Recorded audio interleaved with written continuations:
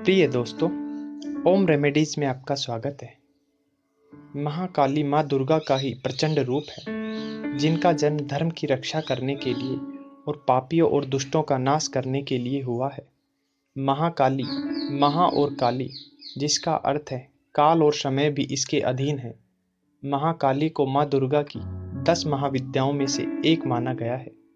दिखाई देने में जिस प्रकार महाकाली जितनी प्रचंड दिखती हैं, अपने भक्तों पर उतनी ही जल्दी कृपा भी करती है। हनुमान जी, भैरव जी और महाकाली, इन तीनों शक्तियों को कलयुग में जागृत माना गया है, अर्थात थोड़ी सी भक्ति भाव से ये प्रसन्न होकर अपने भक्तों का उद्धार करते हैं।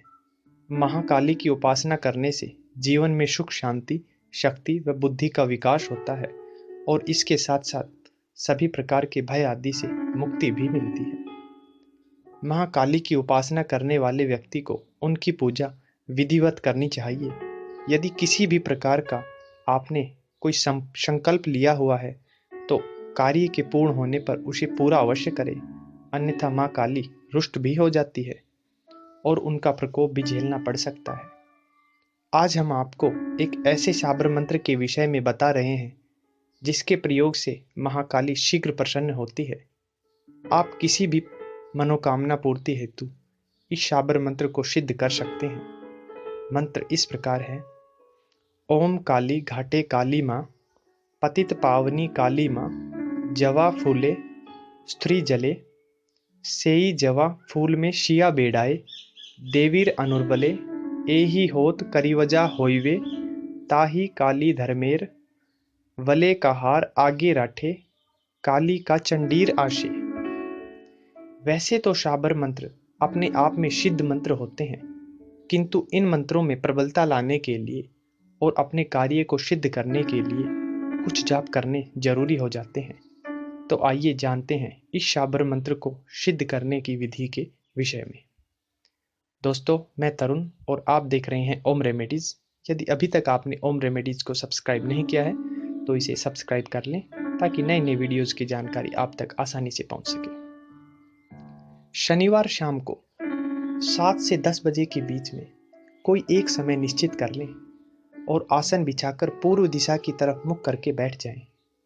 अब आप हाथ में थोड़ा जल लेकर इस प्रकार बोले: हे परमपिता परमेश्वर, मैं अपना नाम बोले, गोत्र, अब अपना गोत्र बोले, महाकाली के इस शाबर मंत्र को सिद्ध कर रहा हूं, मेरे कार्य में पूर्णता प्रदान करें।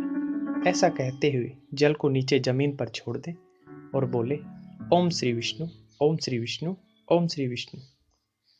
अब साथ में एक गोला, जिसे हम पका हुआ नारियल भी कहते हैं, इस गोले के छोटे छोटे टुकड़े कर लें। एक मिट्टी का खुला बर्तन, जैसे मटके का ढक्कन होता है उस प्रकार का कोई मिट्टी का बर्तन ले लें और अब एक गाय के गोबर के उपले, जिसे हम कंडा भी कहते हैं, उसे भी अपने पास में रख लें और थोड़ी मात्रा में जलने वाला कपूर और घी रखें। अब आप अपनी क्षमता अनुसार जितने भी मंत्र जाप कर सकते हैं उनकी संख्या निश्चित कर उतनी संख्या के बराबर आधे लौंग और आधे इलायची लेकर रख लें। अब आप गोबर के उपलों द्वारा मिट्टी के बर्तन में कपूर की सहायता से अग्नि को प्रज्वलित करें और मंत्र का जाप आरंभ कर दें। प्रत्येक मंत्र के बाद आप एक लौंग या एक इलायची अग्नि में डालते जाएं।